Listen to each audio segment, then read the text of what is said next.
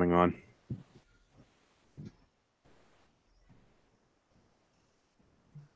Let's see if this thing goes live. My favorite part recently with episodes has been like the first 10 seconds where Gavin's talking like this, and I have to like wait for him to actually start the intro so I can cut things. That's literally all the editing that I've been doing. How good it went up. Hello to all you Patriots out there in podcast land, and welcome to episode 145 of Canadian Patriot Podcast, the number one live podcast in Canada. We're recording on Monday, August the 6th, 2018. I'm filling in for Gavin this week. My name is Andrew. I'm a recovering libertarian, a competitive shooter, and a firearms instructor at Ragnarok Tactical. I'm a liberal sports shooter, husband and father of three, and the owner and operator of Tim's Good T-shirts. They're quite good. I'm also the proud descendant of immigrants. And I'm Marty, hunter and sport shooter in rural southern Ontario. Oh, and we didn't prepare the rest of the show notes. We're just going to do this in the same order then. Hear your feedback about the show, like, for example, how we don't do show prep or show notes, or why we spent minutes doing the pre-show talking about Albania. We'd love to hear your feedback. Send us an email at feedback@canadianpatriotpodcast.com or do it through the link on the webpage, canadianpodcast.com/feedback. You can find versions of this show on Stitcher and iTunes.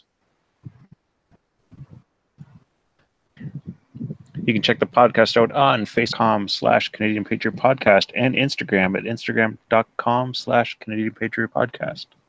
We also need your help to support the show. Visit www.patreon.com/CPP and become a Patreon. You can get a better quality version of the show for just $1 per episode, and the more you pledge, the better the rewards are. Show you're not a communist. Buy a CPP t-shirt for just $19.99 plus shipping and theft. Visit CanadianPatriotPodcast.com, go to the homepage, and follow the link on the right. Right before we do my favorite segment every week, Arrowhead Coffee brings us What Are We Drinking? Arrowhead Coffee is owned and operated by Canadian Armed Forces veterans. They love our country, the true North, strong and free, their family and friends. Join Arrowhead Coffee on their hunt for the perfect brew to raise morale and bring that feeling of home to you, no matter where you are. A portion of all profits helps Canadian Armed Forces members, veterans, and their families. Now we get to do What Are We Drinking? Marty, what are you drinking? Coors Banquet. The official beer. Solid That choice. is, Yeah. Tim, very official. What are you I'm drinking? drinking 40 Creek Copper Pot Sans shot glass. Just like straight out of the bottle, just the way God intended, or Just eyeballing it. Jesus, take the bottle. Don't give Jesus the bottle. That is a poor investment on your part, sir. I am also drinking 40 Creek, but I can't afford the copper pot stuff, so I'm just regular 40 Creek. It's cold. It's good for you. I mean, that's not like scientifically proven anything. I like my 40 Creek cold. All right, that's What Are We Drinking? Big news, I'm back. I'm temporarily filling in for Gavin because Gavin is now on hiatus because I was on hiatus. I needed a little social media break, so I took a month off to do family stuff and work stuff and personal work business stuff. And honestly, the New Brunswick trip kind of almost killed me. The whole almost dying by moose and then almost dying by deer, and then like all of the news all of the time, because everything in the media had just been triggering me, like going out to New Brunswick. So I took a month where I basically just didn't Facebook. So if you didn't see anything getting posted or Instagrammed or Snapchattered, I don't really Snapchatter, but I have a Snapchatter. If you want to add me, I have an account. What it is, so I can't share. But yeah, took a month off Facebook. Basically took a month off Instagram. I did a little bit of stuff for Ragnarok. I did a little bit of stuff for the podcast, but like it was nice not to read any news for a while. Well, I'm going to interrupt you for a second. I'm just going to take off for a second. I smell smoke and I want to see why my house is burning down, so I'll be back. checking that. I want to report back in 2 minutes. Yeah. Thanks. Yeah, please let us know what happens with that. I mean, this is almost as good as the time that we did an interview where there's a fire alarm going off. But Well, anyway, we're glad you're back. Burnout does occur, and I blame the country. It's a shitty country. There's a lot of shitty news. That's my thing. I blame the country, and I honestly, with work being as crazy as it was, like I came as crazy as it was, like I came back from New Brunswick and I had like back-to-back weeks that were like 12-hour days in office, and then I had a week where I did like 80 hours of billable time at a customer site, and it was just like, even if I wanted to podcast, I just don't have the ability to do, like, I can't work my day job and podcast and run my business and try and, like, apparently I have a wife and a baby and stuff. So Yeah, no, it is tough. Like I got the wife and the 3 kids, and then like it's just like there's every other weekend, every other week. Like I podcast, I try to come on the show every week, and then there's every other week. The Tuesday we have like defensive pistols, so it's just like you seem to just be gone for like those 2 entire days. Like you work and then you like podcast, and then you work and you do defensive pistol, and then you're just kind of like gone for like 4 days out of the week. It's kind of wears you out. It adds up, and that was kind of, so I took a little break to stop getting triggered by all the liberals and do some other stuff, and it was good because we have big stuff going on with Ragnarok Tactical. Lots of new product lines this year. Yes, I'm going to talk to you about a plate carrier for the good China. Well, I have the better than good China because I don't sell made in China products. I don't think I have anything that was made. I might have scissors that are made in China. The EMT shears might be Chinese. That's just what I call the plates. I call plates the good China. The good China? I like that. The most expensive plates in my house. Yeah, mine too, and due for renewal. And I have a little project in the works on that I really looking for. Gear. I texted Black Bear a little photo. Gavin and I were at the range on the weekend, some product testing. We're probably going to start carrying, and by probably, I mean I'm just like finalizing the details of a purchase order. We're going to start carrying Warrior Assault Systems from the UK. It's kind of a gimmicky name, but the plate carriers, top notch. Yeah, I've got a couple other brands that we're looking at bringing in as well. So it's kind of a gimmicky name, but plate carriers, top notch. Yeah, I've got a couple other brands that we're looking at bringing in as well. So we did a huge, so everybody knows that they've been around for a while. Ragnarok started out doing classes and first aid supplies. Like we started doing courses, and then we were like, people need tourniquets. How do we get tourniquets? And then there was a whole, like, becoming a medical device manufacturer because the government of Canada wanted me to pay for a stupid license that I didn't really need. What? I know, right? Excessive licensing and business interference in a socialist country. I know. You would think I was practically in Britain. Oi, mate, you got a license for those tourniquets. Search behind me, but we got a bunch of new brands this year. We started doing, in addition to the stuff that was already on the website with the medical supplies and high-speed gear and special order clothing from 511 and True Spec. We also have boots now. We do original SWAT and Ultima. Get your maritime operator cool guy boots. They're like Converse, Chuck Taylor, All-Star kind of things. But they're for scuba, and they're awesome. So they dry fast-ish. They're supposed to swim. I just wear mine as like street shoes all the time. I take the dog for a 5K like every day this week. I think I've done a 5K with the dog in plates. One day I took the baby. It was a good time. The people in my neighborhood, I'm sure, think I'm nuts because I'm like walking around in like multicam plate carriers and like combat boots, but whatever. They're fine. We've also got stuff from Black. Better that they fear you. I don't know if anybody fears me, but I think they probably wonder about me. We've also got hard and soft cases from Black Bear Gear. Kydex stuff from Grey Fox Strategic. The Mantis X's that we started carrying earlier this year. So if you want to get better at the shooting. And recently we started carrying Matador Arms muzzle devices, and I just got our first shipment of barrels from International Barrels Inc. I'm still in the process of receiving the barrels because of the way that they were shipped. I want to make sure that they're all in good shape and Canada Post and destroy them. And then those will be going up on the website probably after my next work trip this week once I get back, just because I want to make sure they're all 100% before I resell them. So we're getting into the AR parts game. It's very, very exciting for me as a small business person. Growth. You're like ripples in a pond, man. You're growing. And I have bought a Matador muzzle device. I would like everyone listening to the show like to pick up a Matador device if they're looking at a muzzle device, because Matador really supports the charities and the Canadian charities and the local charities. They're a great benefit to the Canadian firearms game. No, absolutely. Annika and Scott at Matador are fantastic, and I like their products. I'm super happy that I've been able to carry them through the store, through Ragnarok. they're a fantastic addition to the community. So Well, the whatever beautiful I can thing do is to help them. their stuff is tough. You don't even need to like, you know what I mean? It's just you can represent them proudly without a second thought. Like you don't even need to like. Well, and I mean that's kind of where I am with all of the things that I sell in the store. It's all stuff that I believe in. It's all stuff that I use or have used, or like it's all stuff that I would stand behind. Which is kind of like I have a pretty no BS warranty policy. If you're not happy, I'm not happy. I do customer service stuff for a living. I do customer service stuff for a living in like an engineering space. So if you're unhappy, you let me know and I'll fix your problem. You didn't get the right size shoes, you're not happy with a brake, like it's not the right color multicam, whatever it did, like it doesn't matter. I'll fix it because I care. And we're small enough that I can, right? Like I deal with all the orders that come in. So the other big thing that we have coming up is the Tactical First Responder Trauma course. It'll be October 13th and 14th. We're holding it in Mississauga. It's a 2-day course. It's a little pricey, so just prepare yourselves. Your jimmies shall be rustled. It's $450.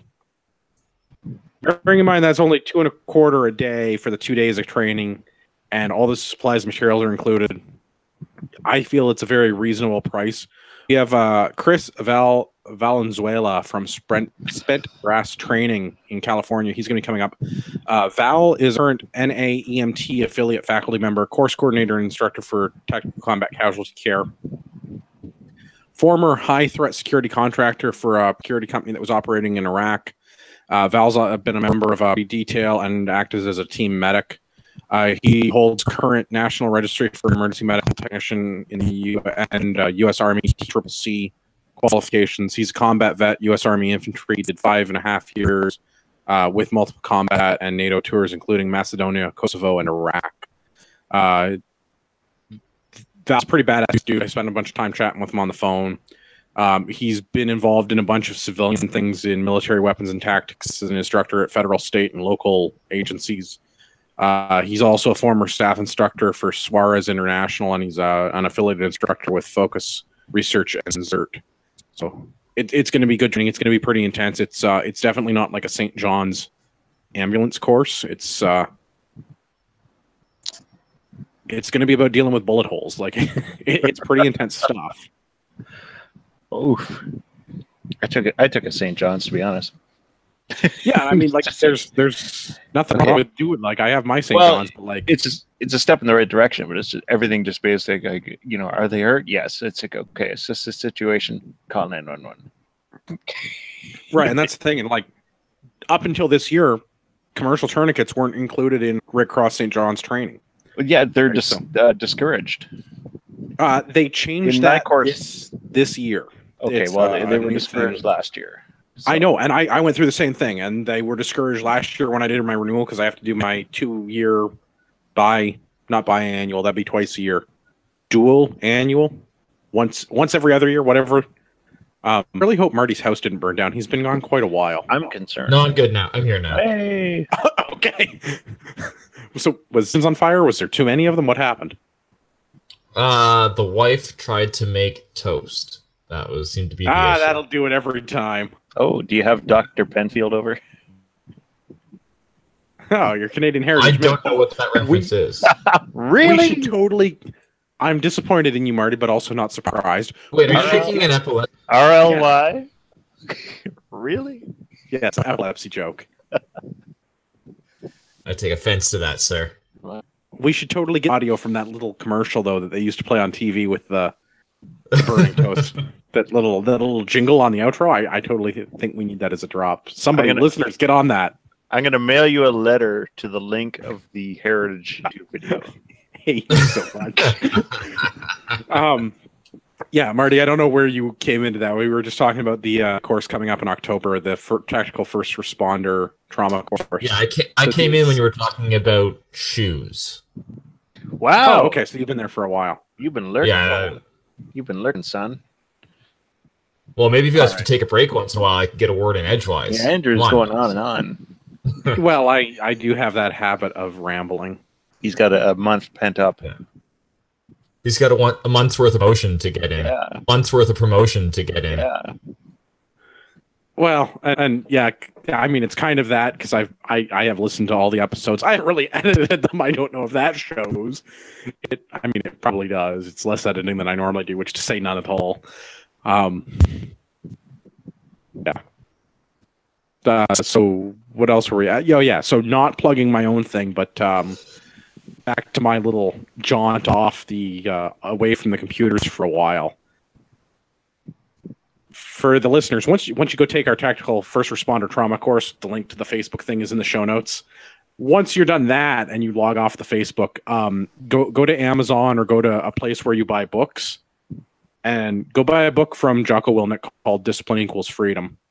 Kind of what I've been doing for the last month. So it's a really light read. I mean, it looks like a big. It's a really light read. I mean, it looks like a big, heavy, thick book. I'm holding it up to the camera for our audio listeners.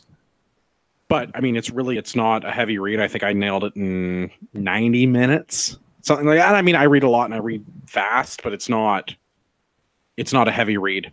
But it forced a bunch of stuff that I'd kind of I was aware of but focused on, and that was part of my little anti-social media reset. And I just want to read the very first page for our listeners because it got me all jacked up to go and do stuff. So maybe it'll jack them up, or they'll tune out, whichever. Doesn't matter. If I was really on the ball, I'd have an Amazon affiliate link set up so we actually got money for the referrals, but I'm gonna read the book now. He cares more about the listener than himself, though. That's the problem. Well, I do care about the listener.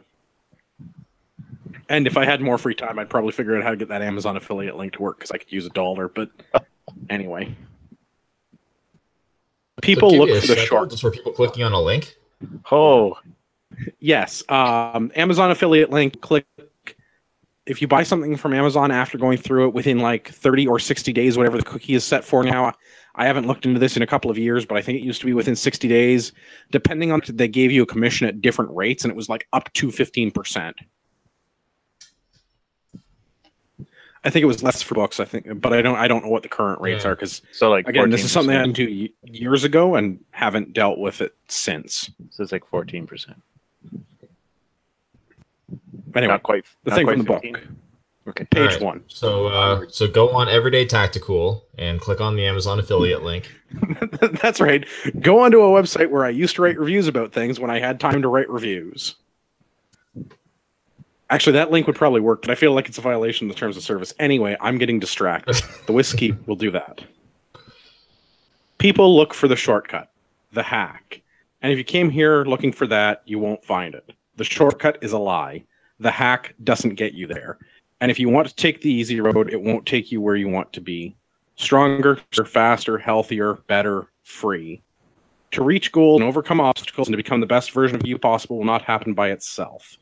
It will not happen cutting corners, taking shortcuts, or looking for the easy way.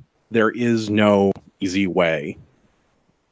So when you're done listening to CPP, go on iTunes and find the Jocko podcast and immerse yourself in the world of Brazilian Jiu-Jitsu and a crazy dude that's up at 4 a.m. every day and working out before most people are awake and making hundreds of thousands of dollars a year by consulting and talking about his time as a team leader. But in the meantime, get up, work out, do work. Basically, that's the takeaway. And I'm that guy that for a long time I looked for that hack, right? I don't want to do hard work. I don't want to put in the effort. I do computer stuff and engineering stuff for a living. I want it to be repeatable and quick and automated, and I want to program it once and have the computer repeat it forever, right? And that doesn't work in the real world. I mean, it works in the computer and it works in my profession, but it doesn't work in reality, right? And I already kind of knew that. I've been lazy, I guess. So go read the book. Be a better person.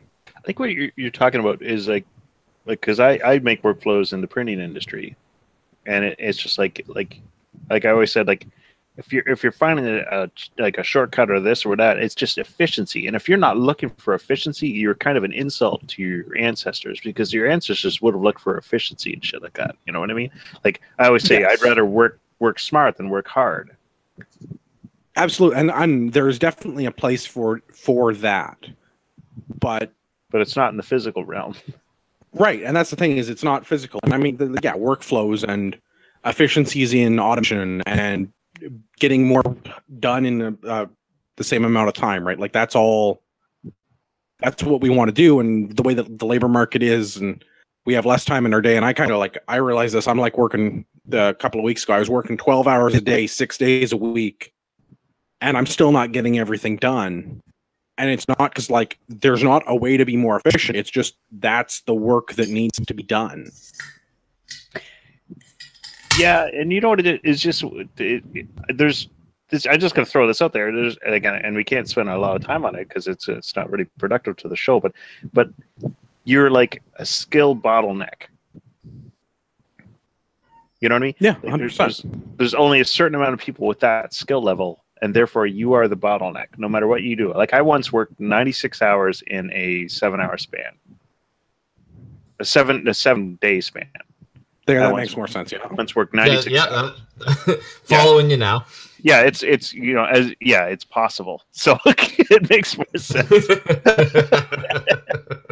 But it's just like eventually, like you can only do so much with when you're a skill bottleneck, like in certain industries, like it can really burn you out, and no one really gets it. They just expect you to be like, like a print function. You just print and go like 128 copies, and you just want like 128 things done. It's just like, but you're a bottleneck, and you just go like, sorry, I'm the only one skilled who can do this in in this company.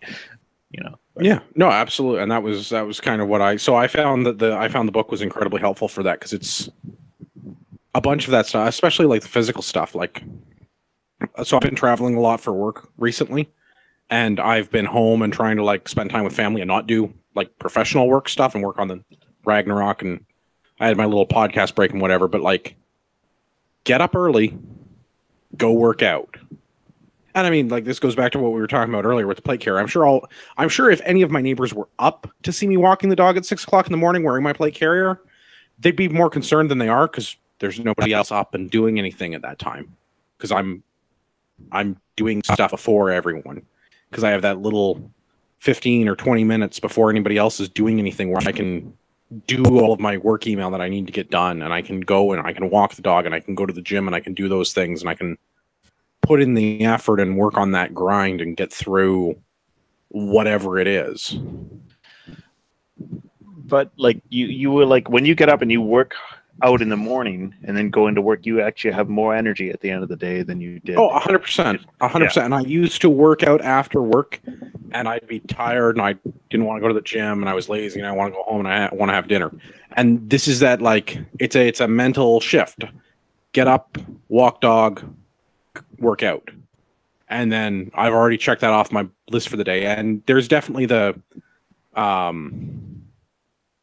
it's not psychosomatic, but there's a bunch of chemicals that you release into your brain and into your body when you exercise. Shit, and get them first thing in the morning. Endorphin. Well, there's a bunch of other things. It's serotonin and alpha something or others. And the point is going and working out, and then going and doing the thinking work that I do, because most of my job is thinking, not physical, which is sort of why I have to spend the time in the gym. I think I've got the management body going on, right? So get up early, go work out. When I was traveling, a lot of the time the places that we're staying at have pools, so go for a swim, go work out in the crappy workout weight room, whatever they have, and at home, go walk the dog with the body armor on, because nobody else cares that I'm wearing body armor, so why not, right? The other quick thing I want to do, because I haven't got to do story time on the show in a while, is I have a relatively short story on situational awareness. So I was recently working in a less than crime-free, large-ish Canadian city. It's a place in Canada that's the crime rate is not particularly low. It's not a bad place, but I was working, and we finished a shift, and it was midnight, almost 1 o'clock in the morning, and there's not a lot of places left open to go and eat. So we went to a place that we'd been. We're one of the last tables. It's me and a couple of my work colleagues, and there's the manager at the restaurant and the girl that's working the bar, the waitress, bartender, and that was their staff, right? And then whoever they had back of house in the kitchen. And some dude comes in not long after we got there, but kind of like there was a couple tables when we got there, and by the time he got there, everybody else left my table. So then he orders a couple drinks and he immediately leaves, and it's like, okay, that's weird. And he comes back, he's wearing a different shirt, and that kind of what caught my attention was that he's wearing a different shirt, and the new shirt side out. So I'm paying attention to this dude because that's an unusual behavior, right? Like that's not something you expect to see at a restaurant. And then he orders some food, appetizers, whatever, and he leaves again. He comes back, and now he's wearing the shirt still, but it's on the right way around. So it's like, what's up with this dude? Something is like off.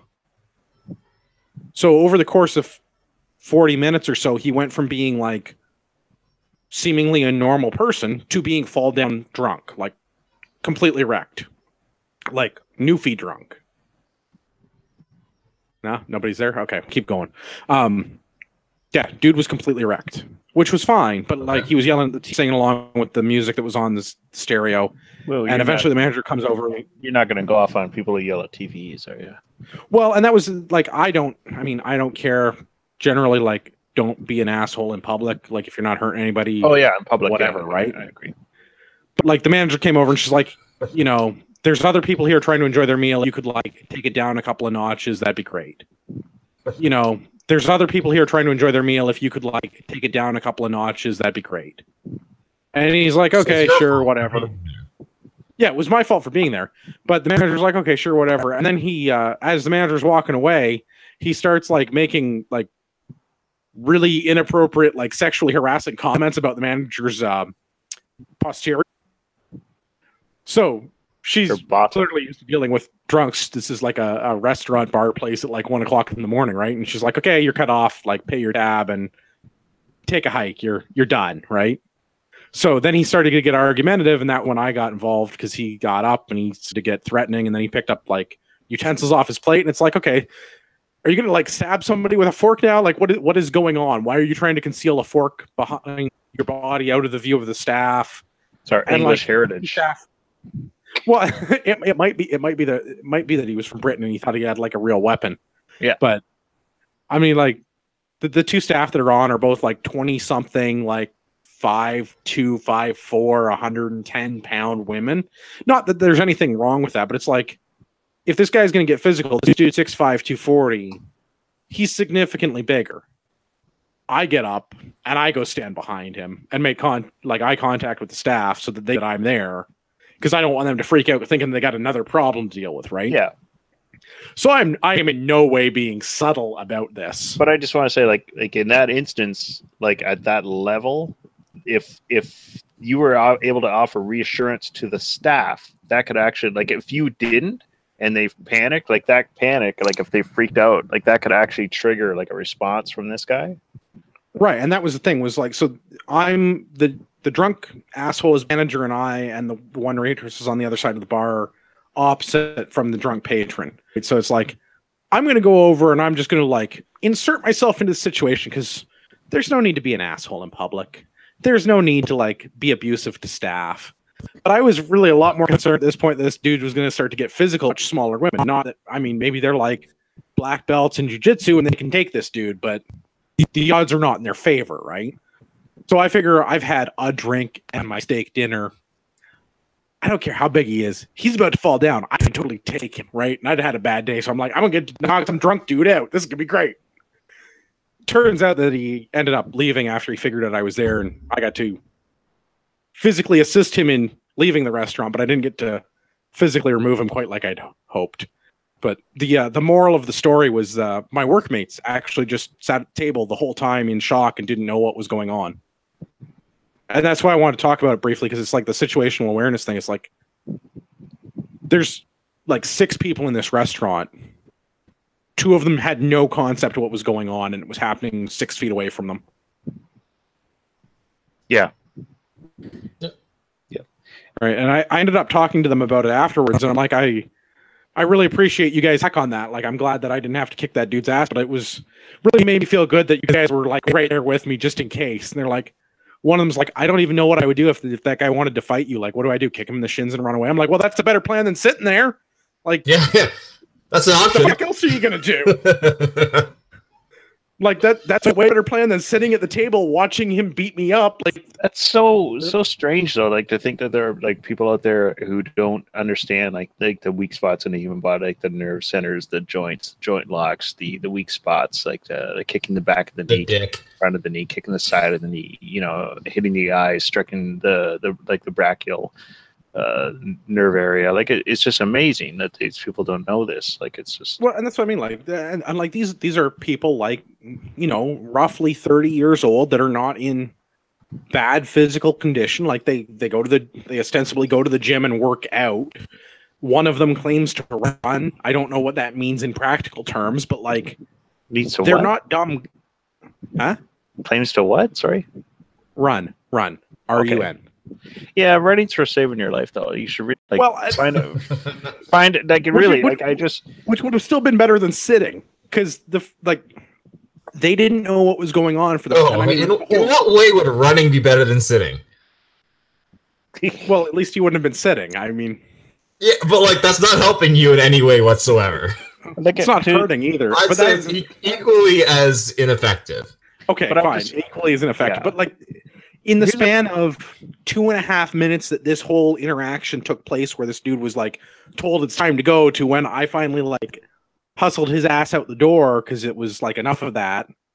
Like my colleagues like had no idea what was going on, then saw me get up and leave the table and just watched me like about to have a potentially violent altercation with someone. And they're like, our plan is to sit here. Yeah. Just a bit of advice to like any listener who wants to like better themselves, like to unshitty themselves.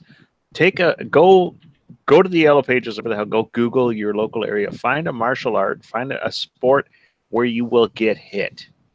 Because like if you have never been hit, and I've only ever been hit like in like the dojo or the whatever you want to call it, or in the ring, like the YMCA.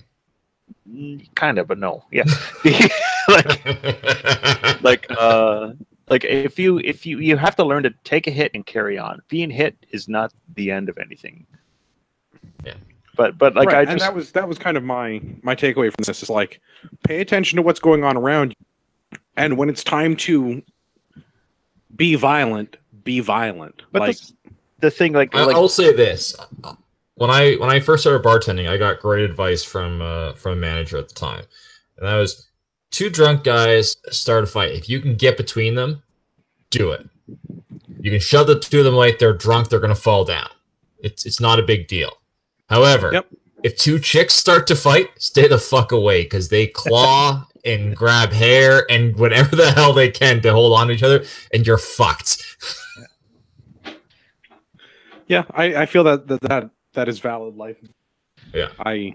I was a little disappointed in my workmates that no one like what was going on around them or what to do in that situation, because it's like if this came to blows with like some drunk asshole and some small female manager, like are they just gonna like, is that where we are as a country now? Is people are just gonna like sit there and that's what watch? Like, is that where we're at? If you hadn't been there, yeah. Like what would have happened? Like where would it have escalated to? But like I remember like when I took my arts, like I took it in London. There was a guy like my same age, and he just said like I said, why are you taking martial arts? Oh, I'm doing this. And why are you taking martial arts? And it's just like, and he said, I'm doing this. And he said, I was over at like this place, and he goes, and it's just like these guys are like they said, oh, like this guy's getting thrown in the pool, and like he said they just came towards me and they just picked me up and they carried me over and threw me in a pool. He goes, and I just realized at that point there's absolutely nothing I could have done. I had no idea how to physically altercate with people. It's just not taught, you know. Well, and that was kind of the life advice that I imparted on my assigned colleagues of the day, was that I'm not cool with like people beating up on women. So I know I'm like assigning a lot of like heteronormative, like extreme patriarchy here, but like, yeah, you were probably dig deep, make sure it's still there, and then go and solve the problem. Don't fucking sit there and watch some drunk asshole be an asshole, and especially if they want to get violent with like staff at a bar. Like, the fuck is that? Don't sit there. don't be a shitty person. Basically, that's the moral of the story: is don't be a shitty person. I think you had it, and this goes beyond physical altercations. Don't let assholes be assholes. Call them out on their bullshit. Yeah. Whether it's a physical or or not, just treat assholes like assholes and call them out their bullshit. Yeah, exactly. And that was kind of my takeaway from this. And I haven't got to tell a story on the show for a while because I haven't been arrested recently, but got really close this time, so calling it a win. But the shame is though, like, if you had any physical altercation with that person at all, and I really don't want to drop a big black pill all over your story, but like if you had to like take this person down, like if he went at like even if he went at her and you were to grab his arm and like put him in some sort of arm bar, and take him down, you being involved in a physical altercation could be a threat to your firearms ownership in Canada. It absolutely could, but I would rather 100%. fight that legal battle than watch some dude beating up on people that don't beat up on. Yep. But that's the kind of situation you have to take these, you have to, that is a factor in your, did that ever cross your mind at the time? Did it ever cross your mind at the time? The only gun thing that I thought was, I really wish we could have concealed carry. So that, like, I could have just been like, okay, so this is what we're doing now. Get the fuck out. Okay. My Glock 19. Right? Because like, what like? Because I didn't even have a pocket knife on me. Yeah, but in that case, that would have been the end of your concealed carry, though, too. If you had actually drawn at that, point. Yeah, I mean, that point. Yeah, I mean, maybe not. I mean, brandishing is a whole thing, and it depends on jurisdictions. But I mean, I would have felt a hell of a lot better in this situation had I had more than just my bare fists. Well, and I'm talking to the staff afterwards. They were really glad they had a large-ish dude that looked like he knew what was going on, because they were in no better shape than I was. And it turns out they weren't black belts in like Brazilian Jiu-Jitsu. But that's the thing. Like when you chose to stand up, like you. Like shit, like you don't know what you were going to get into, but you were prepared to take it like to the end. You just weren't going to let that happen, Well, no, and I mean that's a mentality thing too, right? Like not everybody has that. Like the people that I was assigned to work with that weekend, they would have just sat there and watched some drunk asshole like beat women, to whatever outcome that is, right? That 3%. Well, I don't know if it's the 3%. Molon labia fucking sheepdog, but like I don't like people that act like assholes needlessly. Well, we saw we reported on probably I think approximately a year ago where there was someone being stabbed multiple times in like some section of Toronto, and like there was a video of this person being stabbed, and like people drove the car towards them and then stopped and beeped in front of this person because they don't know how to stop someone who's physically attacking someone. You know what I mean? Like it's just violence. So they honked their horn, and I was like, "Well, I'm all out of ideas now." You know what? When you're at the point where you're stabbing bodies, a horn doesn't mean shit to you. It's like, well, I did my part. I honked my horn at them. Yeah. Right, and that's why I guess I don't spend time with people with that mentality on purpose, and I guess I'm subjected to it in my profession because I have to deal with the people that are not like us, right? That have that mentality because I can't imagine either of you being in the same situation and not going and intervening if it was one of you, right? I would be very disappointed. I've had similar, I've had similar situations to what you described. Did my internet die? Check. Guys? I mean, I heard Tim. I just... Am I back? No. No? Send him a note. Can you hear me? Check. Yes. I Hello? can hear you, Tim. Hello, sir? I can hear you, Andrew. Hello? Okay, Tim, do you hear me? Yes, I can hear you, Marty. Okay, so we can hear each other, and we can hear you, but Andrew can't hear us. No, I can hear you. Can you hear me? Guys? Can you hear Tim? Isn't technology wonderful? Hey, is this thing on? Check. Guys? So this is one of those instances where Andrew should probably edit. before he uploads. This will be out of that. If you're not listening live, you'll never see the majesty and amazingness of this. But just it comes right down to like there was one of the greatest stories I ever heard or read in a I think it was a martial artist blog, and this guy was like a black belt, like multiple black belt. He was like lived and breathed jujitsu and like kickboxing and shit.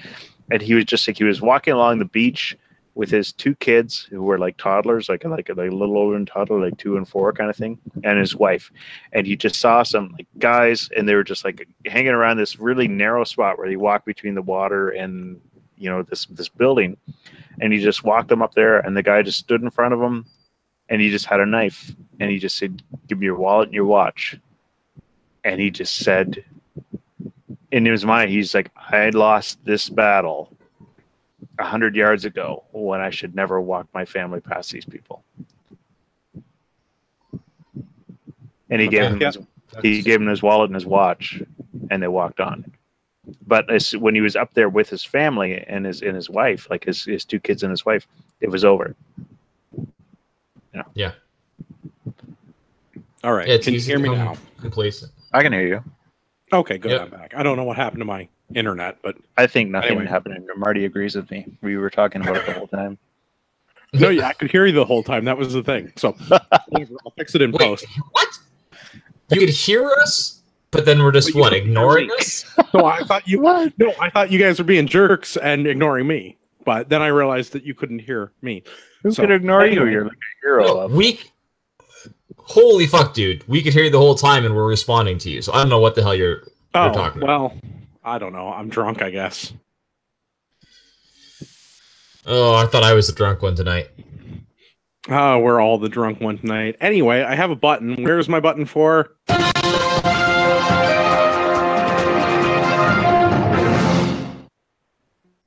Did my drop Well, work? that can only mean one thing. Excellent. All right, we're off of that tangent that took way longer than it needed to. Let's do the news. Yeah, you better Oh, edit this for time, because this is just going off the rails already. Well, whatever. It's people want to hear this. what? No, we're gonna do the news. Okay. First one, Globe and Mail. We're closed forever. How the search for the perfect selfie led to bedlam at an Ontario sunflower farm. So this is not terribly far from our neck of the woods, Marty. These guys are down near Hamilton, and I can totally be on board with the owner of this farmer, I suppose. Fuck social media sometimes. Like for the last month, for example. Yeah. So I appreciate what happened here. So they noticed that there was people who were trying to like use their field of sunflowers to take photos. And so they thought, hey, we have an income opportunity here. We can charge admission and let people take photos in the sunflower fields, and we can get an extra income source. Exactly. I think, it was, made perfect sense. So they hired a few extra people, threw some porta potties up, and charged people admission. So $7, you can come take photos in their sunflower fields. And then I love the quote here from the, let's see if I can find it, where it's like, all of a sudden, all of Toronto showed up. Yeah, to the point where people were getting into like multiple vehicle collisions and cars' doors were being ripped off by other passing motorists, and the local police had to be called and shut the whole thing down. And yeah. So once again, Toronto ruins everything. Toronto destroys everything. And I mean, this is pretty close to Toronto. Like this is like between Hamilton and Burlington, right at the corner of the lake there. This is stupid. Right, this is people that wanted. You're right. Yeah, the armpit. Yes. So I feel bad for these farmers because like this sucks, but also they probably lost a lot of money in crops because people were just traipsing through their sunflower field, not going about it in like the approved route. So now the Mrs. Farmer is standing at like the end of the laneway telling everyone to drive on because they're closed forever. This is super shitty. People in Toronto wanted the Instagram picture. Yeah. I also like their sign. From the photo, their sign says they are closed for viewing / pictures. So you're no longer allowed to view the sunflowers as you drive past either. Well, so these guys actually own like a seed farm. You can go to their farm and buy seed stock. That part of their farm is still operable, and you can still go and do that. But the taking of photos is now verboten. Yeah, and I mean, the cops did threaten to fine them over this because they have a parking lot that can accommodate 300 vehicles. I was just gonna say, I'm like, they have parking kilometers away. They have parking for 300 cars, and yet they had their parking lot filled. They had people like in the 4-lane road with, strollers and kids and parking kilometers away. Like, that's how many people were showing up at this sunflower field to take their Instagram photos. Or as I like in this article, they're Snapchatters, which they refer to as snappers. Yeah, hard. No. Not what I knew snappers as, but I guess that's snappers. Changed. Yeah. Apparently the definition of snapper has changed, and that's now someone who frequents a Snapchat. I like the way they say it. Then all of Toronto showed up. No, the best part is the very end of the article. There's a quote from one of the Torontonians. It reminds me of the Yayo Kasumi exhibit in Toronto, says Chelsea Carasso, as she emerges cheerily from the field Tuesday. It's Instagram that brought people here. It was a toast. There's such good vibes here. Ladies and gentlemen, the people of Toronto. Apparently they don't have sunflowers there. Well, that's the thing. Like, anyone in Toronto could probably grow a goddamn sunflower and get more out of the experience. But this is just about. This is like the new fucking Pokemon. Yeah, it's fake bullshit, nonsense, meaningless. Like, I have to drive an hour from downtown to go to this farm to stand in a field with a sunflower and get a good Snapchat. Well, like, Fuck off. Yeah. I mean, okay. There's no better synopsis of this than like the very final quote of the article. And this is from the from the owner of the farm. I used to love these flowers, says Marlene, waving a Tesla away from the driveway. Now I can't stand them. Like this, how perfect is that? So, in summary, fuck Toronto and Snapchat and Facebook and Instagram.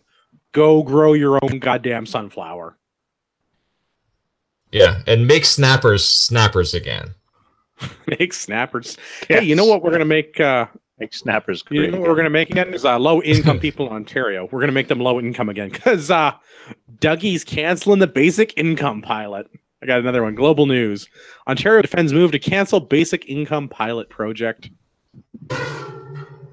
There's so much wrong with this article. There's so very much wrong with this article. But I have pulled out a few choice pieces. So that one is Tim Cooper, who's the director of the Hamilton Roundtable for Poverty Reduction. A button for him somewhere here. So, like, poverty reduction. Just thought you needed some fresh air, even if that air is filled with the foul stench of European socialism. That's for Tom. So I've got a quote from Tom. It's reprehensibly irresponsible. I'm not reading that wrong. That's how he's the article. Reprehensibly irresponsible to announce the end of the pilot without thinking these things through and how they're going to wind up the program and how they are going to support people.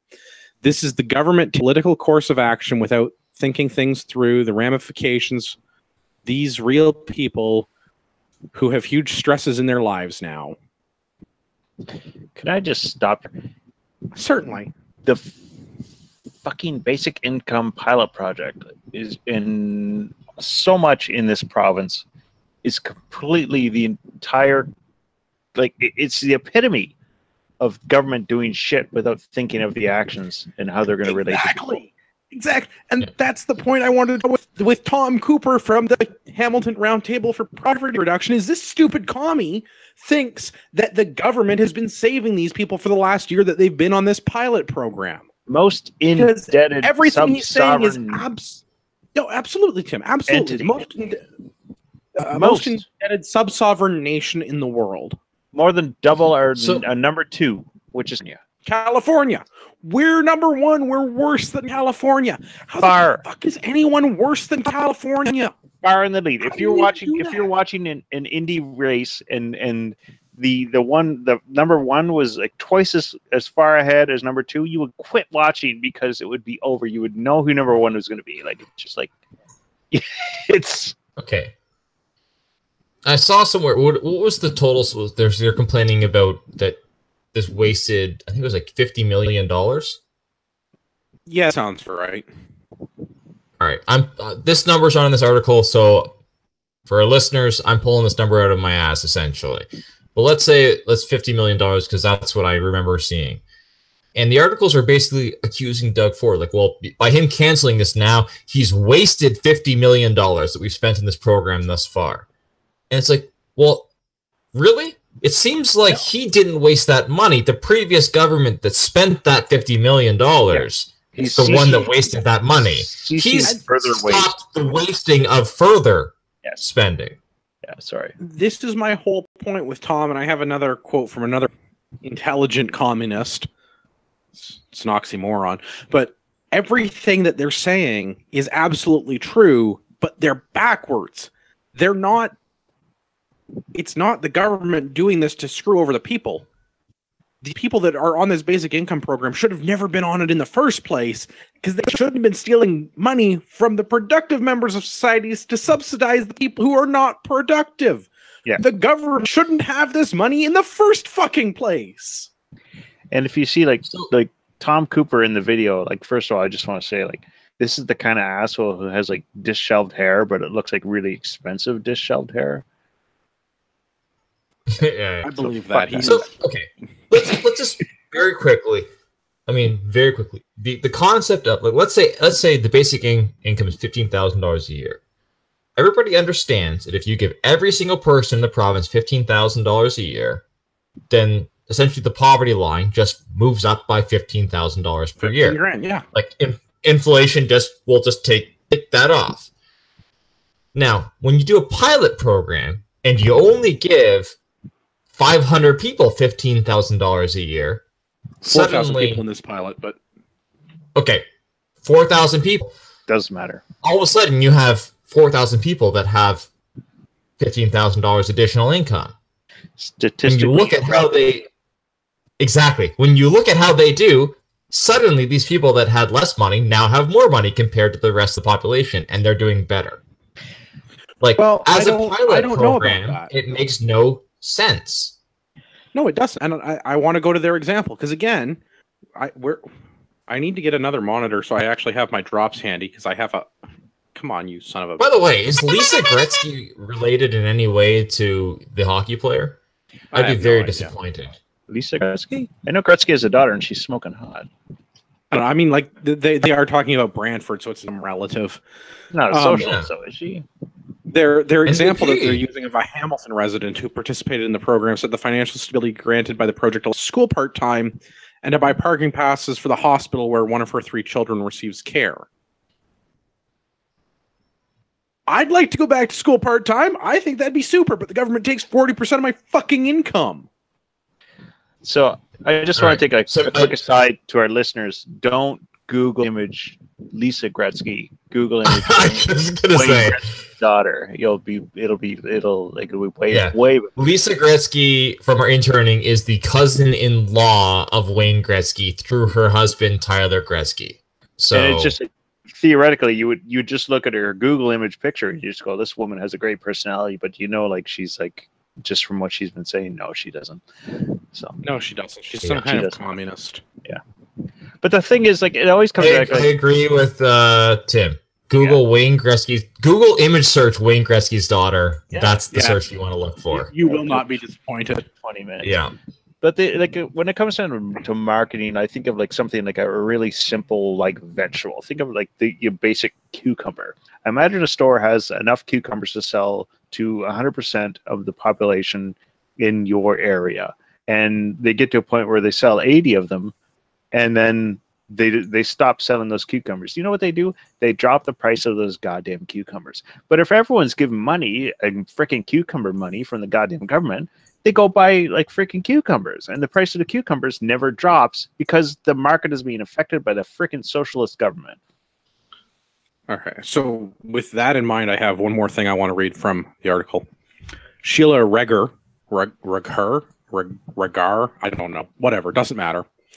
The chair of the Basic Income Canada Network said demographic groups such as seniors and parents with young children receive support that follows the basic income model with better outcomes than social assistance, implying that those are not the same thing, but okay, carrying on.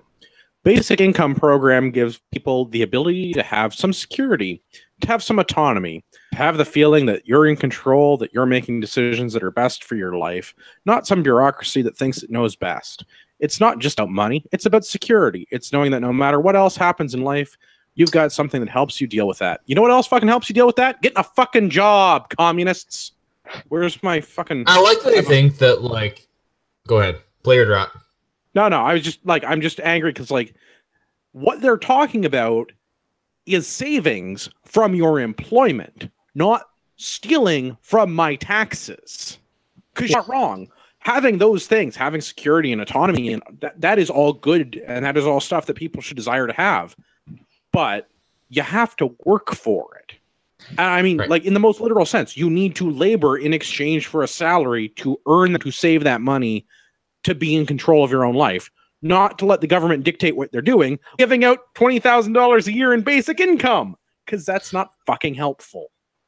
Again, so where I want to go with is the fact that she thinks that people can have the feeling that they're in control, not some bureaucracy, by relying on some bureaucracy to give them money. Dole out the cash. That's right. That's like... How does that give them the feeling that they're in control and not dependent on the state from giving them money? Like, how does giving... Sorry, like she's saying that the government giving them a basic income gives them the feeling that they're in control compared to the government giving them social assistance. Told to the person on the receiving end, what the fuck is the difference? Exactly. How is that type of bureaucracy better? Getting like quotes, air quotes for audio, quotes, free money. Like, government is inefficient and should be dissolved. I don't know who this gentleman is that you are quoting, but I believe that we have our next prime minister. This is my palette of Ron Swanson drops from Parks and Rec. Character played by Nick Offerman. Which, whatever, NBC, try and sue me. I live in Canada. So we must select said character. This Nick Offerman character should become our next leader. Mm-hmm. Everybody, vote accordingly. Yes. Vote Offerman. Well, like it really pisses me off because, like, if we were to eliminate the public sector unions, that's the high end, that's the hammer, and the average schmuck in Ontario is caught between the hammer and the anvil. And the anvil, in my opinion, is the welfare and the social assistance programs. Like I always say, like, because cucumbers are never allowed to drop to the price that they should be, and you have to go out and buy cars and houses in the same market that's affected by like artificially inflated public sector union jobs. It's just you never get a fair deal. Like you're not buying the low end shit for what it should truly be, and you're not buying the high end shit for what it should truly be. And then it leads to stuff like Marty's wife burning down the house when he's trying to podcast, when she just wants some simple toast. Exactly. Yeah. It's kind of a weird segue, but yes. Let's yeah, I didn't quite follow the transition there, but sure. Well, I'm just saying, like, if you were to eliminate, if you were to get the taxes back from the social like assistance that you have to pay for, and if you weren't paying artificially like for public sector work, like an inflated rate for the public sector work that's in your area, then you would have more money to buy like a really nice toaster. I've got one more thing, and then we're transitioning. Never too early to learn that the government is a greedy piglet that suckles on a taxpayer's teat until they have sore, chapped nipples. I also take offense to your statement that we are transitioning in any way. For later in the show. I hope we get to that article. But first, transitioning to something different. National Post. Defense chief wants to toss Canadian-made uniforms for U.S. version to $500 million. Wow. So there's two things that are buried in this National Post article, and I don't feel like Christy Blatchford did a good job leading with the important one. They're trying to figure out a policy for marijuana in the Army, the Canadian military. They don't know what that is, but they definitely want to try and sell it on base at the Canucks if they're allowed to. So anybody that isn't familiar with the workings of our military, the Canucks is a military-run department store of sorts that operates on most bases, where you can buy everything from boot polish and toothbrushes to TVs, and I think at one point they sold snowmobiles. But if the government can figure out how to cash in on marijuana, they're going to do it. But Chief Defense Staff Vance doesn't want that to interfere with the professionalism of the military. So something marijuana legalization may or may not impact service members in some way.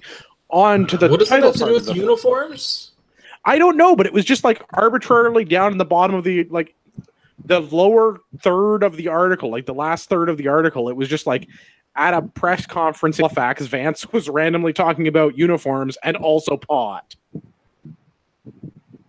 I really feel like they shouldn't have led it with the pot thing. It would have got a lot more attention. Yeah, I don't get how they made this tie. Because they're talking about uniforms, and then just randomly, like, while Vance firmly stated he would not allow legalized cannabis to alter that's the first statement that mentions cannabis. It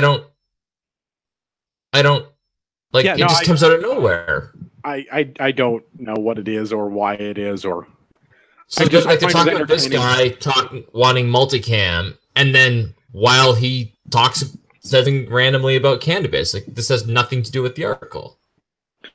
I know. I feel like they should have led with that, because it would have more readership, and then they could have put the stuff in the multicam at the lower third. But so the way that they're looking at doing this now, or what Vance has proposed doing, that some unnamed insights, I'm sure you can tell how much faith I have in that reputable quotes source. Vance has given a 1 year a 1 year deadline to change over from CAD-PAT to multicam, and the estimate is it's going to cost $500 million to do that for 100,000-ish soldiers that we have, forces members. It's not strictly soldiers. So for everybody out in podcast land that's not up on the military stuff, CAD-PAT, the Canadian Disruptive Pattern Camouflage, was developed around the year 2000 to address the fact that we were just wearing like the plain olive stuff. This happened around the same time as Roto 1 to Afghanistan. They sent people to Afghanistan wearing the green relish-looking uniforms, and then eventually they sorted that out and got them the tan-colored. It's like digital camouflage. The green CAD-PAT actually works pretty well in Canada in the summer in most places, and the tan stuff doesn't work too bad in like sandy environments like Afghanistan, where we've been operating for the last years. Yeah, the problem falls where our Canadian military is not patrolling our southern border and keeping our border secure. Yeah, which they could do with either color. I wouldn't care. Yes, and I don't think the people intercepted by them would care what they were wearing either. I do think it's interesting that I never knew this. The Canadian government owns the copyright and trademark for CAD-PAT. Yes, CAD-PAT was developed, and it was a whole big initiative in Ottawa, and it was part of it was the precursor to the Clothe the Soldier program around about 2000, and it got everything. It was part of the army modernization that happened just prior to Afghanistan, just at the very beginning of the global war on terror, that roped into by the Junior Bush. But let's smoke them out of their holes. In any event, we've been using the same camouflage for 20 years. It is that digital, like that green relish print. Canadian Special Operations Command, JTF2, CSOR, CANSOFCOM, those guys are multicam. So again, everybody out in podcast land that's not up on their camouflage, multicam is like the new cool guy operator stuff. The U.S. using it for around about 10 years, and they've replaced the UCP, the weird gray digital stuff that the U.S. Army was issuing. Everybody in the U.S. is going to multicam now. We use it a little bit for our special forces dudes. It's cool, but it's a proprietary thing. And unlike CADPAT, that's a proprietary thing that's owned by our government, Multicam is owned by a private company in New York called Cry, and they want to license it and cost a lot of money. On the upside, the material is really easy to get and anybody can make it. So in practical terms, it probably doesn't make it any different to use than CADPAT, because it's not just one company that makes it in Canada. It's produced under license by half a dozen different places for different things. Multicam will work the same way. There's no... Like, I'm a graphic designer. Like, you tell me, like, I couldn't come up with a camouflage pattern, like, in 8 hours.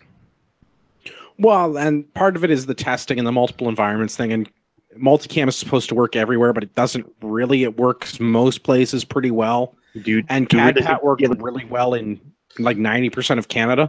Do you think these test results aren't available on, like... Oh, yeah, 100% they are. Yeah. Like, go on the Cry website, and they have the test package. I know, but I'm just saying, like, they could have quickly adapted something like not that I'm against multicam, but like I'm just saying, like, why, like, this is something to Canada. Why couldn't you just make CADPAT like multicam and make it ours? So, well, and I mean, the Brits have already done that. Multicam is that it works in all conditions. So, like, right now we have our relish uniforms, and then we have the arids. So if you're getting deployed to a less green region, sort of i.e. a sandy region, then you get an entirely second set of uniforms for the arids.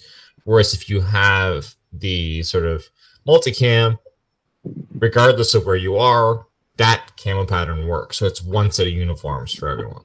But to be critical, what I'm hearing, Marty, is we should never have made CADPAT. No, I don't know about that. Well, yeah, but how many years CADPAT, difference between multicam and CADPAT were there? Like if someone can develop multicam, about 7.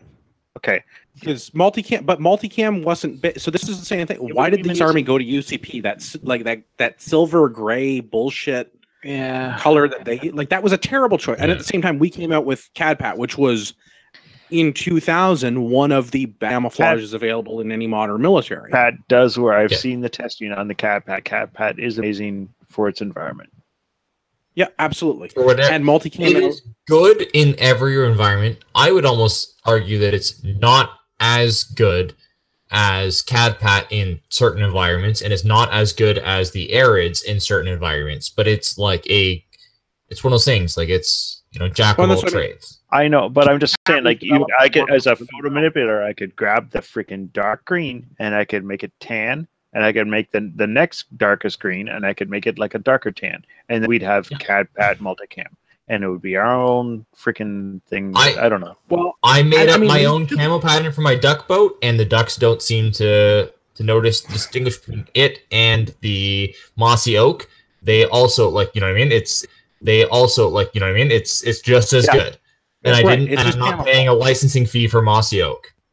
Right. And I'm all for that. And the Brits did this with the new somebody's gonna, like, some Brit bong's gonna be all mad at me for getting this wrong, but it's like DPM or whatever the current issue British camouflage is. They're too busy sharpening their sporks. Yeah, that's right. Sharpen those sporks, boys. Oi, mate, you got a license for that spork. You're having a laugh. You're taking a piss. But use multicam. It's not multicam because it's not like the officially licensed one from Cry, but like it's like multicam. It works like multicam. It's made in Britain.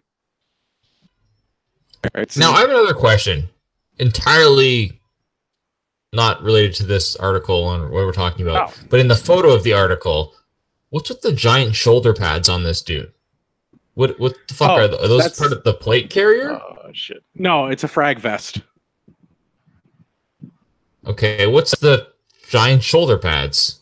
It's part of the frag vest. Those are like Kevlar. I have some, but yeah, it's just like, so these Kevlar the issued equipment that the soldier has in the photograph is a helmet that will stop ricochets and maybe 9mm rounds. I strongly doubt it.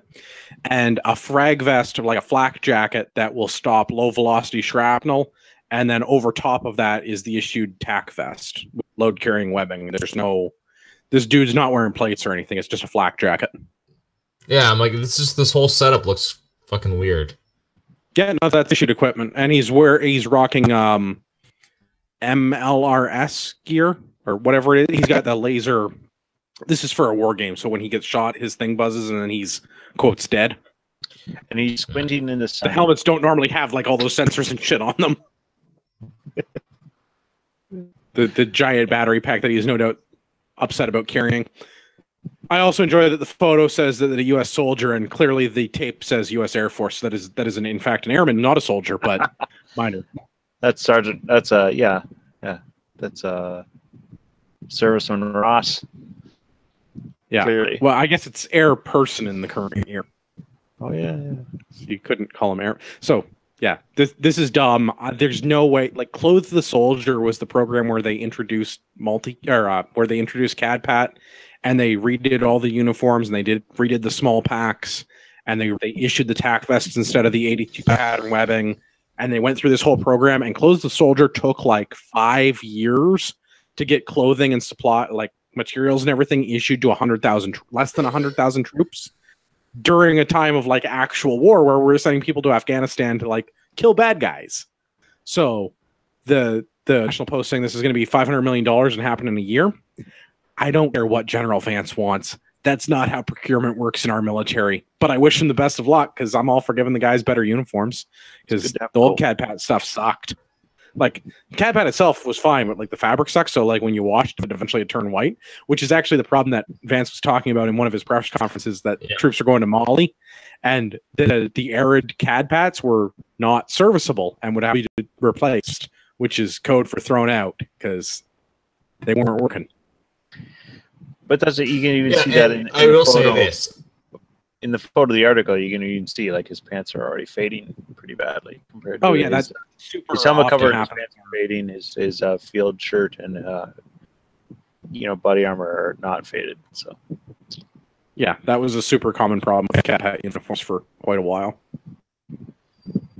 Yeah, and like I will say this, I do like, a friend of mine that's active duty was like bragging about the fact that his current uniform is essentially see-through, and he's continuously wearing that one as opposed to replacing it because it's the summertime and that's much lighter than wearing a new set. So as long as nobody like complains about him wearing that, that's what he's going with, because it's a lot lighter weight, a lot cooler for the summer. Yeah.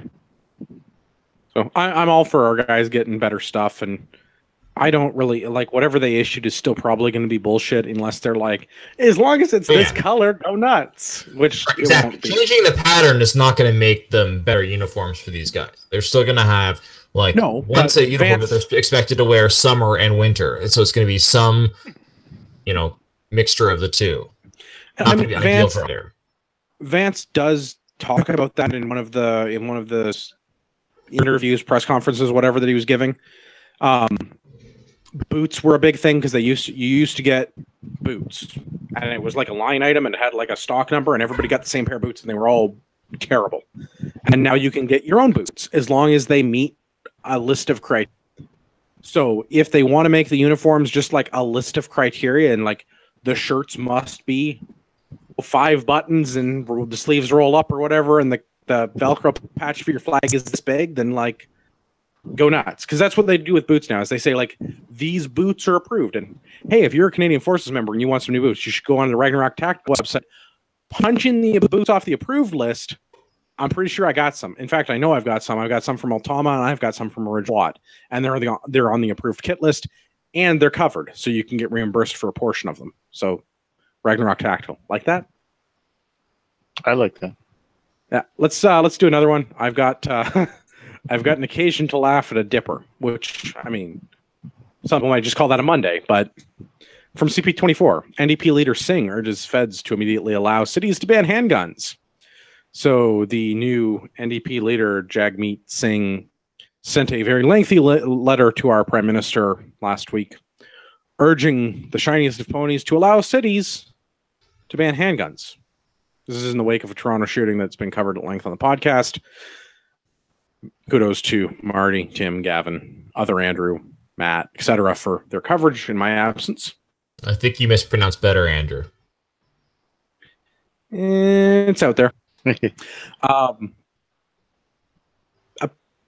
apparently the federal government should allow municipalities to dictate what is, in my opinion, federal law. Because as far as I'm concerned, like the Firearms Act is a federal thing. Like the Firearms Act is a federal thing. So I don't see how a city has the appropriate jurisdiction through bylaws to enforce whether or not a person is allowed to possess a handgun in that municipality or not.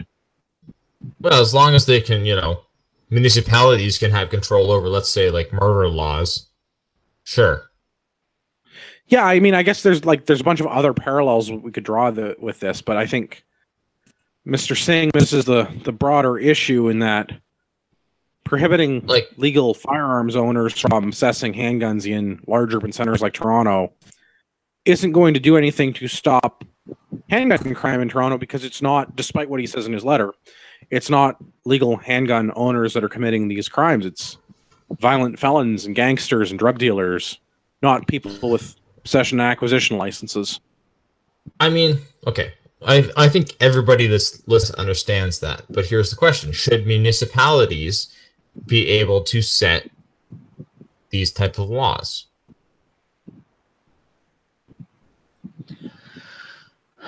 No, I mean, I don't think so, because it's a federal act.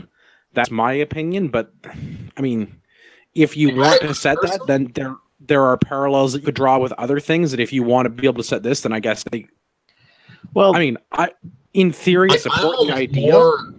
I'm generally I generally prefer having municipalities setting the law as opposed to the federal. Well, it reminds you of like the American model, where they can have they can have federal law, and then they can have like state law, and then like if you live in a county, your sheriff can actually I think override federal law. Like if the federal law says you can't do this, I think your sheriff in your county can say, no, we're not going to fucking do that. And it's really romantic and maybe foolish. And every time there's a new law someone's talking about, I always go, oh, that'll be excellent. But the laws never turn to be applied. They never turn out to be applied the way you think they would. See, every time there's a law and it's like, oh, government's going to be able to do this. They're going to be able to look into your Facebook chats and do that. And it's just well, they shouldn't look into my Facebook chat. But really, there are super shitty people out there. The government should be able to look into the Facebook chat. I don't know. The laws never seem to be applied correctly anyway. I agree with you, and I think in an ideal libertarian society, yeah, covenant communities, absolutely. If you want to live with other like-minded people that don't have guns, then all of you people that don't want to have guns all go live over there, and all of us rednecks that do want guns, we all go live over here, and we may or may not in the crime-free area. Right, exactly. Yes, exactly. Just gonna say, but that's what I mean. If you want to form we're done. We can't beat that. Well done, Marty.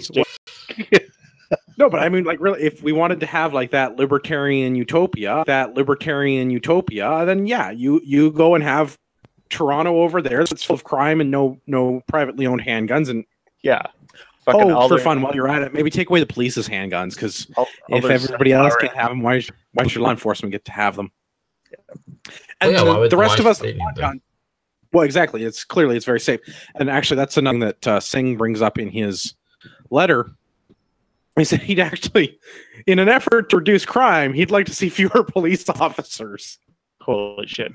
That would reduce crime. Holy fuck, dude. Reduce crime. Just like in Florida, to reduce crime, yes, they should reduce the number of police officers. Yes. That is. This would reduce crime because our police would stop arresting people. Yeah. So this is So I have a little quote from Mr. Is that the Honorable Mr. Singh, I suppose? Oh no, he's not an MP yet. He's just Mr. Singh. No. Yeah, he's not an MP yet. That's because some measures, such as street checks and carding, have amplified distrust between police and racialized these indigenous peoples and those struggling with mental illness. Instead, it did have an effect on crime rate. Instead, he says allowing city ban handguns would help municipal authorities deal with the fact that many gun crimes are committed with legal guns. Oof. What? This guy does a lot of marijuana. Which actually, I want to go back to something from earlier in this year, from April. Well, he can't have alcohol. Going back to earlier in this year, I have a link to a Global News article. In an awkward moment, Singh seems unsure about caucus support for gun control bill. This is in reference to C-71. In the middle of a press conference, he was asked about his party's position on C-71, which all of our listeners are no doubt well informed of, but it's the law where they want to change firearms laws in our country yet again. On this bill, our critic is Matthew Dubois. He has provided a way forward in terms of our position on the bill. And when pressed for a more detailed answer, he had to stop and confer with the parliamentary secretary for the NDP to determine what their position was on the gun control bill. This is the head of the NDP, ladies and gentlemen. He does not even know what bills they are passing. Doesn't know whether they support them or not. He doesn't understand how guns work or don't. And apparently the solution to solving crime in Toronto is to just reduce the number of police, because you would not want to upset those racialized communities. Well, it's funny how the NDP is the only people that are concerned about racialized communities.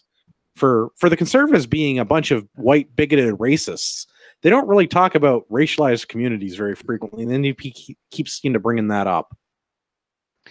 Well, it reminds me like the candidate, NDP candidate for Brampton East in the last provincial election, the brother of federal NDP leader Jagmeet Singh, Guratan Singh. Remember, it was turned out that he was carrying a decade ago. He was carrying a protest sign saying "fuck the police."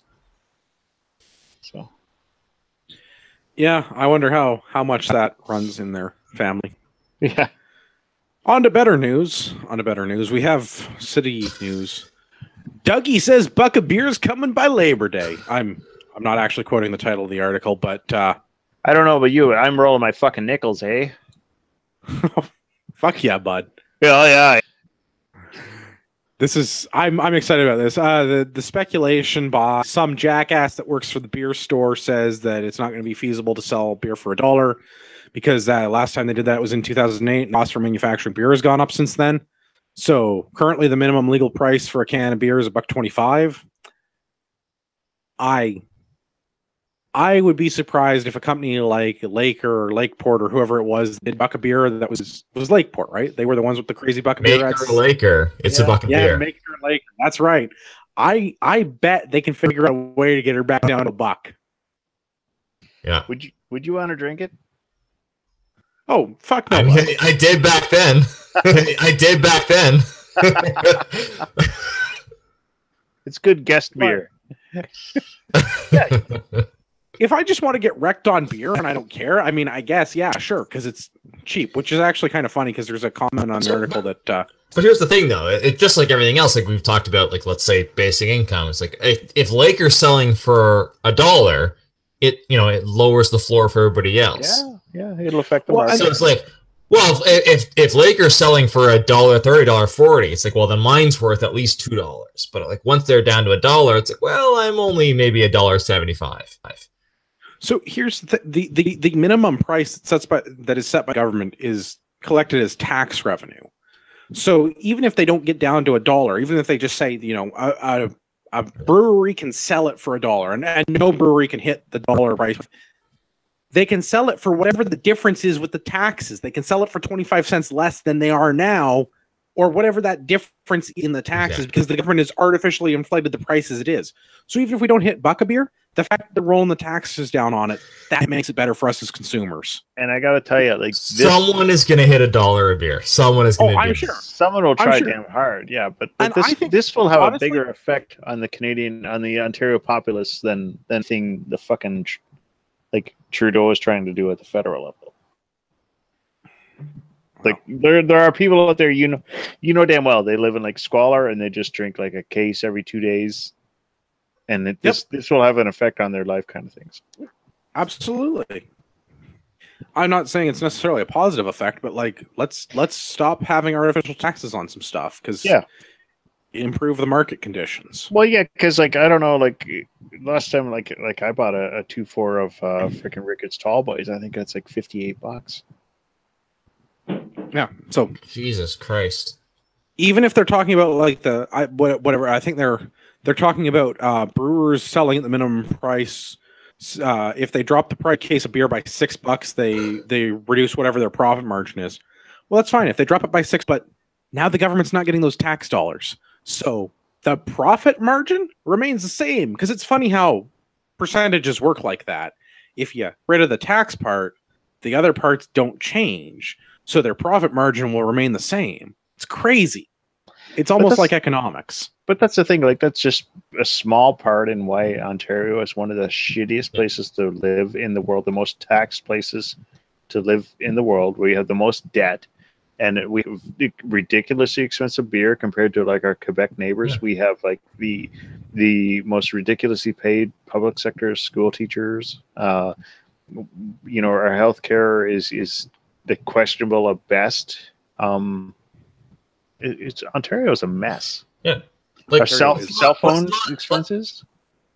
Like, and this is all ignoring the fact that those same brewers pay tax on all of the ingredients that they bought. They pay tax on the labor that they are using to create the beer, as well as they're paying tax on the revenue that they're actually creating. Well, and tax on the land, and then tax on the every time they buy the materials to go into the beer, and tax on the electricity. They're paying the ridiculous. If they're in Ontario, they're paying the ridiculous prices for energy. It just the taxes, and taxes. They just go on, and they're in so many layers. They're probably like 60% of the cost of something, for Christ's sake. Like, in the case of beer, 60% of the cost is taxes. Yeah, I mean, I know that we talked about it previously when Dougie was like buck of beer, and I was like, how much taxes is beer actually? And yeah, it's 60%. 60% of the retail cost of beer in Ontario is tax. It's more than that. If you we talked about this. Here's the thing: it's more than that when you consider the fact that you're buying it with taxed income. Yes. Yeah, you're buying it. They're taxing it. You're buying. You're buying with taxed income that your employer had to pay payroll tax on to pay you. We could go like completely autist and do a half-hour episode on this. Like, but it goes right down to like the land that the barley is planted in is taxed. I think I got a thing. This is what happens when the government interferes with business. Government is bad, business is good. Free market. Exactly. I think that adequately. Like, I remember seeing something like that did just like a sort of like 2-degree separation, and it was like $150 worth of tax dollars were spent per the case of beer. Oof. That doesn't surprise me. Let's quickly do like a hot take on the National Post article, because I'm not sure where the victim hierarchy chart falls on this one, and I don't care to get into the details because I don't give a shit. Forced to share a room with transgendered woman in Toronto shelter, sex abuse victim files human rights complaint. Subheading: but when Hannah called the Human Rights Legal Support Center, they said she was the one engaged in discrimination for describing her new roommate as a, quote, man. Her new roommate was a male to female transgender person who had not yet started their transition. So, I think this is ridiculous, and I don't care, but you might have a hot take on this. It's like victim hierarchy and stuff. Yeah, victim hierarchy. We all kind of saw this coming. This seems like a bit of a situation of like. Did we talk about the article about the dude that just declared himself a female so he get cheaper car insurance? I think we'd never touch on that. Really? I feel like even I heard about that, and I haven't been reading the news for a month, so I must have heard it on this show. I think it was in the show. I don't know if we ever addressed it. Like, I feel like it's the same kind of thing. Like, this is just like, it's taking the whole leftist ideology to the extreme, and that's essentially what we have here although non-intentional. Like this is like they lay out a framework for a law and a basis of legality, and then you just go, okay, well, I'm going to take advantage of it this way. Yeah. And it's two people who decided to use the law, and they're like contrarian. You said exactly the thing though, Tim. Take advantage of the law. That's all that this is. Yeah. And that's like, I don't care to figure out like if the transgendered person or the sexual abuse victim or like I don't care which one is like the actual victim in this set of circumstances, because the fact that this set of circumstances exists is faulty logic in the first place. But the thing is, like, now here's the like from what I can tell, the person that faint is a white female. Now, what if she was a visible minority female? Then would her complaint take precedence? I have to get my flow chart out. We have to figure out like which one is the more oppressed or oppressed. Do I have a okay? That's what's hilarious, because there's someone somewhere in the article minority that then complained. Like, at what point does she drop? But yeah, it goes in the article. They talk about this Lucy Hume, who is the outgoing executive director of the Gene Tweed Center. She goes on like there are people who are becoming expert in this, and it's just like a whole bunch of people who are just trying to game the goddamn system. Like it's just like you could go on and on. Like on the surface, it's just so simple. You just go, there's this poor woman, and she's been sexually assaulted, and she's trying to be in this shelter.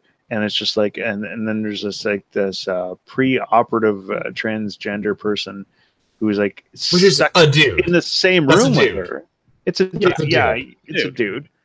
But like now we got to navigate these waters, these like threat-laden waters with like hate crime and all sorts of stuff, like because of the freaking human rights that we have in Canada. And it's just when it comes right down to it, like it's just when it comes right down to it, like it's just we might violate someone for not using the right pronoun because we don't identify. Comes right down to it. There's a person who just can't get their shit together, who had like some experiences in the past, but who is like battling like a cocaine and alcohol addiction in a room with someone who was a man, but now they want to be a woman, or maybe they're just saying that because they can't find someplace else to sleep in the fucking country. And there's nothing that says you can't say just I'm a woman, and that's it. It's just if you say you're a woman, then suddenly you're a woman, and you're protected by this entire freaking arm of the goddamn government. Like it's just so like let's look at this. Like we have a female here who has suffered sexual abuse, feels uncomfortable sharing a room with a man due to her recent sexual abuse. And we are saying that is discriminating because the man that she's with decided recently that he would like to become a woman. But that's the thing, because this woman is saying this is a man. This is entirely very reminiscent of the Mad Wax article, like the story. You know, it's just like where someone says like because they say they're this, like you've already set up the. Didn't you guys just do a show where you talked about like some dude that or some woman that wanted a haircut from a barber, and the barber was like, "We don't do that." Yeah, that's the Mad Wax. They wanted. That was Mad Wax. I thought we were talking about the transgender like haircut that wanted to get the this was a haircut. Like a very butchy woman who wanted a haircut, and she got like this old like the industry, the haircut industry, like should have gotten rid of that model as soon as the freaking Human Rights Tribunal came out with like this 57 freaking gender shit. It's just like if you want to get a haircut like a freaking butch or a man, then it should be this price. And if you want a fancy cut, then it's just the price has got to go up. But you got charged by the only haircut we offer is a buzz cut. Take your pick. Yeah, get away from the freaking gender labeling. We'll haircut anybody that they want as long as the buzz cut. Yep. You got to get the North Korean model. You get one of these 6 haircuts. That's it. We do these 6. That's all there is. No 6. Male, female, just You can choose your length. Number 1, number 2, number 3. That's it. You know where you don't have to deal with 57 genders? Saudi Arabia. I was thinking North Korea, but probably. Oh, well, that they probably only have 2 genders there too. I've got an article on the Star. Saudi Arabia expels Canadian ambassador and freezes trade and human rights dispute. We sure Because showed them. Saudi Arabia doesn't believe in your 57 gender nonsense. And they also don't believe in other governments interfering with internal state politics. So Saudi Arabia told, it wasn't just Canada, but they basically told everybody to like get the hell out. They're going to do their own thing now. So thanks for that. Hope you didn't need that oil. My favorite part of this is that we're back to the armored personnel carriers from General Dynamics in London that we talked about like 2 years ago on the show, where I was like, why would our government allow us to sell like carriers to a country that we've accused of human rights violations, where they're going to run protesters over with armored personnel carriers? I mean, notwithstanding the fact that the Star calls them tanks, they're not tanks, they're armored personnel carriers. But anyway, minor, like, money. Major difference. Because their checks clear. Because their checks cleared. So it didn't matter if we threw the gays off of roofs till now. Now I guess it matters. I don't know why it suddenly changed, but this is I think this is Saudi Arabia telling Western countries, they didn't re-up their order. Well, I think this is Saudi Arabia's telling the rest of like Western countries that Saudi Arabia is going to do Saudi Arabia, and the rest to stop like meddling in foreign affairs because it's not your country. Which, I mean, I don't agree with basically anything in Saudi Arabia, but at the same time, it's their country. They kind of have a monopoly on what they can do in their country. I wish we had a monopoly on what we could do in our country, but then we'd have to not debate what kind of uniforms or military is being issued, and instead just have them guard the fucking border. Mm-hmm. Where do you go if you want a tan and throw some stones? Jane and Finch? Saudi Arabia. Oh. Taking a stoning? Yeah. My mistake. Yeah. Oh, but if you want to crack a cold one with the boys after, maybe not Saudi Arabia. Not Saudi Arabia. Jeez, it's so complicated. It's not that complicated. Stop interfering in everybody else's business. See, this is go back to my like whole like beautiful libertarian utopia. The people that want to stone the gays go over there, and the people that want to build armored personnel carriers go over there. And maybe we do a deal, or maybe we don't. But like, they're over there, so they're not my problem. So anyway, we have they kicked out our ambassador, didn't they? They kicked out our ambassador, and they kicked out a bunch of people. It wasn't just our ambassador. They did something to somebody from a couple of European states. I think they recently got into some strife with I can't think of the guy's name now. It's another country in that region. They like accidentally had the guy step down as president while he was visiting, and he was like, no, just joking. I'm back in my own country, and I didn't actually step down. The Saudis did make me do it. Oh. Like, what happens to our ambassador? They just become like a public school teacher or what? I imagine they just go back to working for foreign affairs or whatever. They run hydro. Whichever government agency they were assigned from in the first place, they'd still be employed by that same agency, I would think. I would imagine they're part of foreign affairs. You wouldn't want our listeners to worry about the ambassador to Saudi Arabia have falling upon hard times, but I wish there was a happy story there. But somehow I doubt they are. Let's do rapid fire feedback. I've got another email from Todd. This subject is 144. This must reference last week's episode. Message from Todd. Guys, great coverage of the Danforth. I've come to the belief that the real issue is twofold. We are allowing a culture that is the antithesis of Western society colonized Canada and permitted cultural Marxists and outright communists in positions of influence in government and academia. We will not survive unless we eliminate immigration and ban Islam. We must also purge the Marxists and communists. We can start with fucktard in 2019. Seriously, the best part of him ran down his mother's leg. I mean, that's colorful. Yeah, but I feel like the Human Rights Tribunal might have things to say, Todd. Buddy, like banning immigration and Islam. We must eliminate immigration and ban Islam. That's a pretty fucking charged statement. For one, immigration in itself does not need to be banned. And I don't think that Islam people to immigrate. Exactly. Less irregular migrants and more regular migrants. Right. And banning Islam is not something that is not the path that we need to take either. Now, I agree that we need to stop bringing in people that want the death of our culture and our society. There's two different things. But banning a religion or banning a belief system is not one of them. Like that's you can't go down that path. That's like Now, so I'm in agreement with Marty because banning religions are stupid because religions are stupid.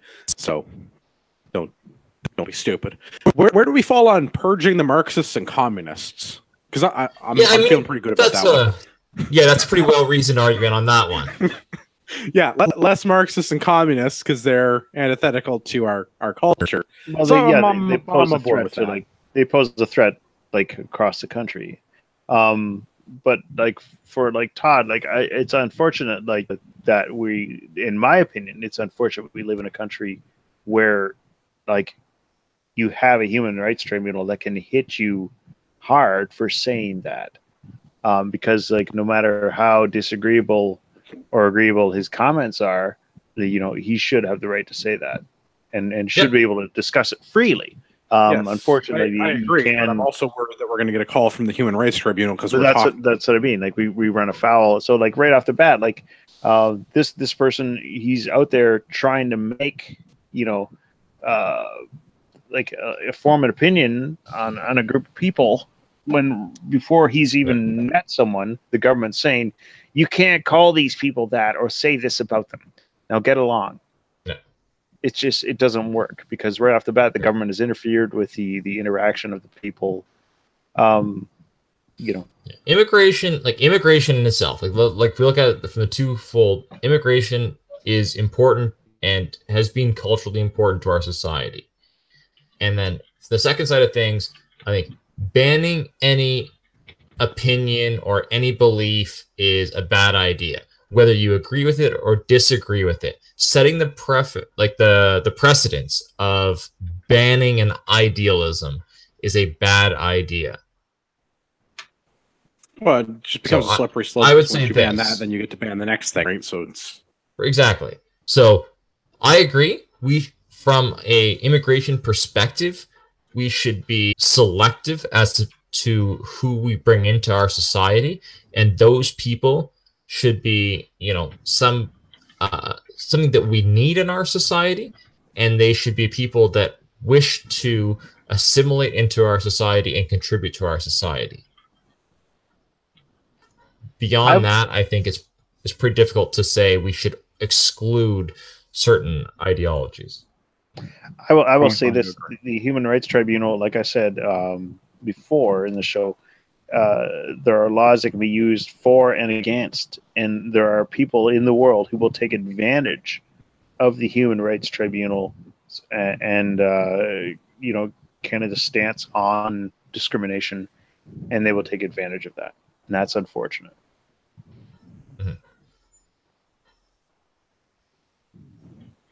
all right. Does that probably wraps that up then? Let's do an iTunes review. I don't know if we one more thing. He did say we should start with the fucktard in 2019. Also, thumbs up to that point. Yeah, 100%, thumbs up. 100%. Let's get rid of the shiniest of ponies. 300%. Yeah, 3 or just 3%. I'm unsure where we landed on that. 3 times. I don't know if we ever did this iTunes review. It's been there for like a month. I assume we didn't do it because I haven't been here in a month. So from Alex G 36C. What's an iTunes? Exactly. Title is My Favorite Podcast. Alex gave us 5 stars, but Alex didn't follow directions and tell us what to drink. Here goes the review. I can't think of a better podcast to listen to during my commutes back and forth between Petawawa and Ottawa. It's entertaining, but also keeps me up to date on events and politics. Alex G36C, you have my most sincere condolences, rather. I think we keep you up to date on events and politics. I'm deeply sorry. I'm sorry I don't drink so many different drinks. I'm always 40 Creek or Ricketts Red. So that's probably a big letdown. That's every okay, time Tim. Listens to a podcast and it's like, what about Tim's? I hope no one Tuesday goes, I want Tim's drinking. I always wonder what you're drinking because I'm thinking someday it's going to be something different. It's not, but no. I'm always like, is this week the week? Now. Let's see. Tune in next week. Tune in next week to find out. All right, let's find where everybody can find you between now and next week. Tim, where can people find you on the internet? You can find me at facebook.com/Tim's Good T-shirts. They're quite good. I believe that. Marty, where can everybody find the show? Visit us at CanadianPatriotPodcast.com or Facebook at Facebook.com/CanadianPatriotPodcast. Or you can email us at feedback@CanadianPatriotPodcast.com and let us know what you think. Good stuff. As always, my name is Andrew. I've been your host. You can find me at RagnarOkTactical.ca. Buy some first aid supplies or check the link in the show note and sign up for a trauma course because you should get first aid training and you should carry first aid supplies. It's a good idea, trust me. Get a Matador muzzle device and a plate carrier. Yeah, well, just start saving your pennies for plate carriers. I'm working on some stuff. Plate carriers are coming. If you're really champing at the bit for a plate carrier, let me know and I can probably do something for you immediately. But give me a couple of weeks to work out some details on some stuff. It's like manufacturing and things. Does that wrap up the show? I think so. Oh, let's hope so. Tommy Robinson's not in jail anymore. So, hooray, #free Tommy Robinson. Oh, he took 2 months? And he didn't get shivved, so calling that a win. Wow. Yeah. Thought for sure that dude was getting knifed in jail. Well, I just assumed he was in solitary for the entire 2 months, it seems. So. Yeah, let's hope the guards took care of him. So, justice within the justice system. Well, even if it is in Britain. Yes. I think that's it. Just lots of spork bruises. For all of our listeners out there in podcast land, I'd like to remind you that you are North, strong and free.